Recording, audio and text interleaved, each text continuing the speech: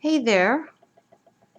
I'm glad you're back. I'm glad you've come back for more spinning in Cowgirl Boots. Today I was going to ramble a little bit about the history of red dye. Today, red dye is as easy to come by as any other color because most of the fiber yarn is dyed with synthetic dyes. But before then, when everything had to be dyed from a natural substance, red was a pretty difficult color to come by. If you lived in Europe, then the source of your red dye was madder root. That's pretty much all they had. And I'm not a dyer. I know very little about it. So I understand madder was one of the more difficult substances to work with. So it was hard to do. And the British government had created an enormous demand for red dye because they'd made the command decision to clothe all of their soldiers in red coats, in red wool coats. They bought all the red dye up off the market, I guess. When Spain conquered the New World, they landed in Central America and what we call today Mexico. Well, first they grabbed up all the silver and gold they could find, but after a few years, a few decades, I think, somebody figured out that the natives living here have all sorts of red dye. I mean, look at their tapestries and their rugs and their belts and their clothes. These people have red all over the place. Where are you getting this red dye? Well, they were getting it from a little bug that lives on cactus, specifically on one species of cactus that we would call prickly pear. It's called a cochineal beetle. It's a relative to an aphid. And the cochineal beetle is always hatches out of an egg that's laid right on the cactus. Then, it depends. If you're a girl beetle, you move over a centimeter or two on that cactus and you drill your proboscis, which is a mouth part. It's a tubular, it's like a big giant straw, and you push that through the heavy, tough skin on the outside of the prickly pear down into the wet, juicy, nutritious center of the prickly pear pad. And that's it. That if you're a girl cochineal, that's all you do. You move over a little bit, you push your straw down into the cactus, and you start eating, and you never move again. If you're a boy cochineal, then you have wings and you hatch and you fly off and you have big boy bug adventures for about a week. And after a week, your mouth parts start to disintegrate and you starve and die. So really, what gets collected and made into red dye? It's the girl beetles.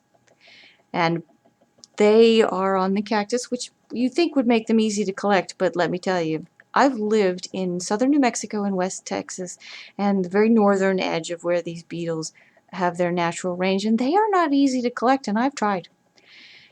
You don't actually see the beetle because they've developed a survival strategy that is to secrete this nasty white grayish looking crap out, and it films this sticky goo, and they live under it.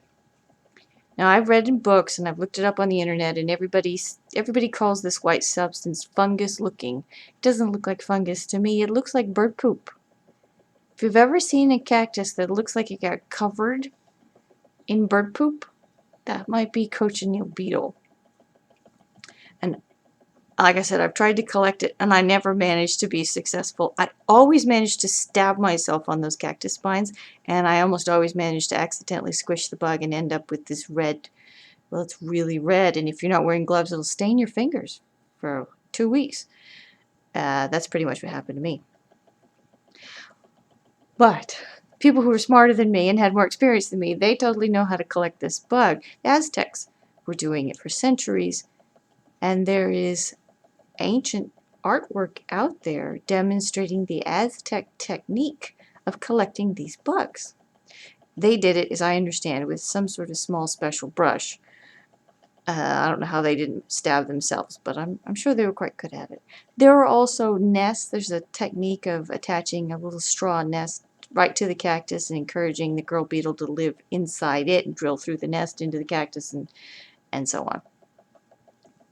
Either way, the Spaniards figured out how to collect these bugs, and then they dried them and crushed them and turned them into a powder and sold them in Europe at a fantastic price, especially to the British, as this new red dye. Guess what? They kept their source of red dye a secret, and they kept it a secret for 200 years. Can you imagine keeping an industrial trade secret for 200 years? Travel into Mexico was severely limited. Foreigners almost always were not allowed in Mexico. And if you were, they kept you away from the cochineal production. And if you got close to the cochineal production, you had to sign secrecy oaths and loyalty oaths and all kinds of crazy stuff. Well, the British knew that it had something to do with the cactus. They had figured that much out. And the prevailing theory at the time was that it was a cactus seed that had been dried up and crushed, or it had some sort of fruit from the cactus that was dried and crushed. And it took them 200 years to figure out that it was a bug.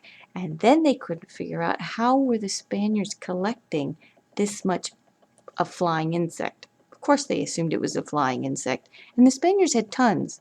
Literally, they would fill ships up with this red dye. Tons of it. Well, even without all the secrecy, the British still wouldn't have been able to get their own source of red dye, because while you can get the cactus to grow in warm places all over the world, you can't get the bug to grow anywhere but this one little section of basically the southern part of Northern America and down into Central America.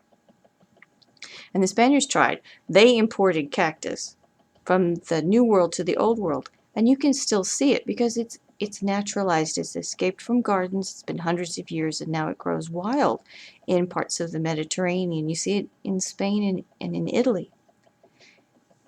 They couldn't get the bug to grow there. The bug is very picky. It's a very picky, fake bird poo covered bug, and it doesn't want to live in Spain or Italy. So that's probably why they gave up and just let the cactus do whatever it wanted. And if you watch some of those old spaghetti westerns from the 60s, if you watch those really cheaply made westerns that Clint Eastwood is in, like The Good, the Bad, and the Ugly, back when he's young and studly and he runs around Spain mostly, doing his cowboy thing. And in the background sometimes you can see prickly pear cactus. And the reason why Clint Eastwood was running around in Spain pretending that it's southern New Mexico making these westerns is because of the cochineal bug. That's why. Now today, most wool is dyed with synthetic red dye.